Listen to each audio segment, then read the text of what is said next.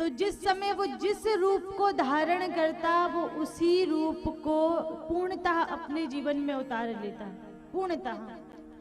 तो राजा ने उससे कहा कि भैया तू एक काम कर, हमें इस साधु का स्वयं दिखा।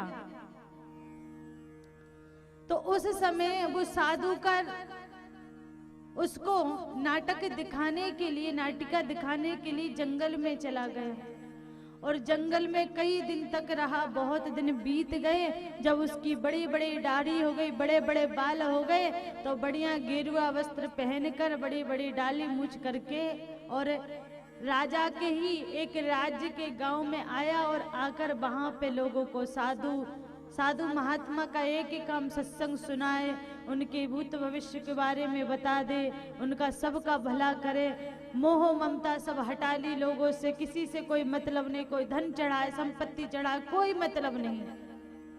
राजा ने पता करा कि कौन है, तो पता चला कि वही है जिसे आपने कहा था साधु का नाटक दिखाओ, साधु का वेश धारण करके दिखाओ।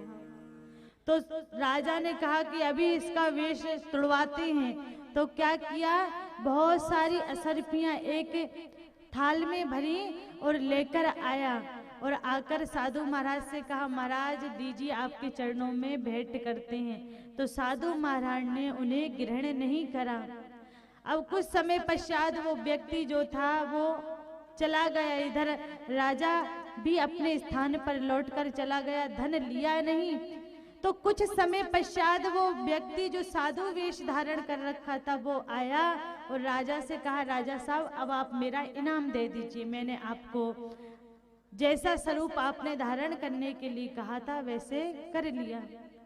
राजा ने कहा, कितना मूर्ख है तू, उस समय हम कितना धन लेकर आए थे, अरे सोने की पूरी पूरी थालियां भरकर लेकर आए थे, पर तू कितना बड़ा मूर्ख है, तूने स्वीकार नहीं किया और लौटा दिया।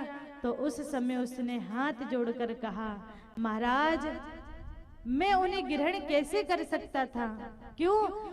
क्योंकि उस समय मैंने साधु का वेश धारण किया हुआ था और अगर मैं ग्रहण करता तो समझ लो साधु पर कलंक लग जाता और मेरा जो रूप था, जो मैं नाटिका दिखा रहा था, वो नाटिका भंग हो जाती। इसलिए मैंने उसे ग्रहण नहीं किया, क्योंकि जो रूप है उसे हमें अपने जीवन में उतारना पड़ेगा, उतारना पड़ेगा। राजा बड़ा प्रसन्न हुआ और राजा ने कहा, अच्छा ऐसा है, तुम जिस रूप को धारण करने को कहो तुम उसको इतना धारण करते हो कि वैसे ही बन जाते हो। हाँ मैं वैसा ही बन जाता हूँ।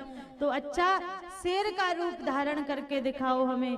अब उसने कहा, महाराज शेर का रूप धारण मत करवाइए, क्योंकि अगर मैं शेर का रूप धारण करूंगा तो क्योंकि हो सकता है शेर खतरनाक रहता है, तुम्हारा किसी का कुछ नुकसान हो जाए। पर राजा नहीं माना, मुझे तो देखना है तो शेर का ही रूप देखना है। उसने कहा, ठीक है महाराज जैसी आपकी इच्छा। अब गया और शेर का रूप धारण करके आया और जैसे ही करके आया तो उसी समय राजा का जो बालक था वो खेलते खेलते प्रांगण में चला गया और उस वेशधारी ने उस बालक को मार डाला। जैसे ही मारा, राजा बड़ा क्रोधित हो गया, अरे दुष्ट, अरे मूर्ख, तुझे हमने दिखाने के लिए कहा और तूने बालक को ही मार दिया। महाराज क्षमा करें, पर मैंने आपसे कहा था शेर का रूप धारण करना बहुत ही खतरनाक है, आप माने नहीं। राजा बड़ा दुखी हुआ, उसको भेज दिया। इधर नाऊ जो था वो बड़ा होशियार था राजा का, तो उसने कहा, महाराज इसके शेर के रूप धारण करने से आपका बालक मारा गया, तो एक काम करो, आप इसको एक सती स्त्री का रूप धारण करवाओ। सती स्त्री क्या होती है कि पति के साथ सती हो जाती है, तो प्रभु आपको इसे दंड देना भी नहीं पड़ेगा और इसको दंड मिल भी जाएगा। तो राजा ने उस वेश वाले को बुलाया और बुलाकर कहा कि आप सती वेश धारण करो। वो जान गया कि इस नाऊ ने ही कहा है, परंतु बोला कुछ नहीं। महाराज जैसी आपकी इच्छा कहकर सती वेश धारण कर लिया। अब एक गांव में गया, एक व्यक्ति मरा हुआ था, उसी को पति मानकर और रुदन करने लगा। इतना रुदन करा, रुदन करते करते शमशान में चला गया। राजा ने भी आज्ञा दे दी, इतनी लकड़ी लगाना, इतनी लकड़ी लगाना कि इसकी धूल भी नहीं बचनी चाहिए, जलकर वहीं भस्म हो जाए। इसके कारण हमारे पुत्र मारा गया है, ये मर जाना चाहिए। ठीक है महाराज। अब खूब पहाड़ जैसी लकड़ियों को जोड़ दिया और सब गांव वाले उसके पति को लेकर गए, साथ में वो भी बढ़िया साड़ी बढ़िया गहने पहन के उनके साथ गए रोते रोते।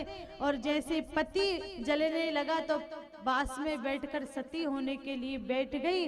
और देखिए स्वयं रखा है, वेश धारण किया है, अपने कर्तव्य से अपने दायित्व से नहीं हिल रही। तो हुआ क्या, तो कहा आग लगाई, आग जलने लगी, क्योंकि लकड़ी बहुत थी। धीरे धीरे आग ऊपर की ओर जा रही थी। इतने में भयंकर आंधी चली, तूफान आया, बड़ी तेज बरसात हुई। और जैसी बरसात हुई गांव के सब भाग गए और माँ जगत जननी की कृपा हुई, बाढ़ आई और बाढ़ में लकड़ियों सहित बह गई। आग समाप्त हो गई, समाप्त हो गई।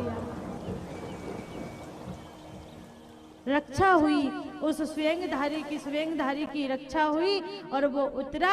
और माँ जगत जननी भगवानी ने साक्षात दर्शन दिए, पुत्र मैं तुझ पे बड़ी प्रसन्न हूँ, तू जो भी रूप धारण करता है उसे परिपूर्ण करता है, मैं बड़ी प्रसन्न हूँ, बहुत खुश हूँ। जो रूप आप धारण करो उसको पूर्णतः निभाओ। अब वो कुछ समय पश्चात आया राजा के दरबार में, और जब राजा के दरबार में आया तो थोड़ी दाढ़ी बढ़ गई थी, नाखून बढ़ गए थे। अब जब नाखून बढ़ गए, दाढ़ी बढ़ गई, तो उस समय आया तो राजा साहब से कहा कि महाराज मेरी भेंट दो, मेरा इनाम दो। तो राजा ने कहा तुम तो मर गए थे, तुम्हें तो जला दिया था, तुम फिर वापस कैसे आ गए? तो कहा महाराज मर तो गया था, परंतु जब मैं गया तो आपके पूर्वज वहां पर मिले, और पूर्वज मिले तो मैं उनसे मिलकर आया हूँ, मगर मैं अपना इनाम तो लेकर जाऊंगा।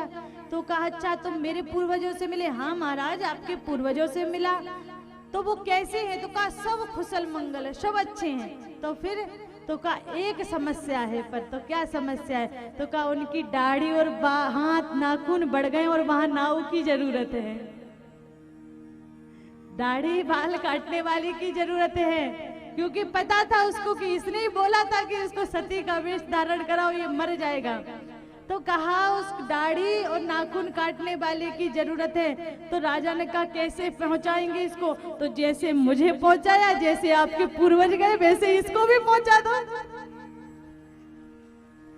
अब जैसे ही कहा इसको भी पहुंचा दो, नाव ने कहा अभी तो मारे जाएंगे। तो कहा राजा से क्षमा मांगने से कोई मतलब नहीं, भागा भागा गया और जिसको सती वेश धारण करने के लिए कहा था उसके चरणों में जाकर गिर गया और प्रार्थना करने लगा मेरी रक्षा करो, मार डालेगा राजा, फांसी की सजा देगा। तो कहा तूने कहा था ना, मुझसे गलती हो गई, क्षमा कर दो। राजा से जाकर उस सती वेशधारी ने कहा महाराज इसको क्षमा कर दो, मैं मरा नहीं, माँ जगत जननी की कृपा से मैं बाढ़ में बह गया था और माँ ने रक्षा करी, आपके पास वापस आया हूँ, मैं मरा नहीं था, नाऊ को क्षमा कर दो। तो भगवान के भक्त जो होते हैं वो दुष्टों को भी क्षमा कर दिया करते। बोले कृष्ण कन्हैया लाल की जय।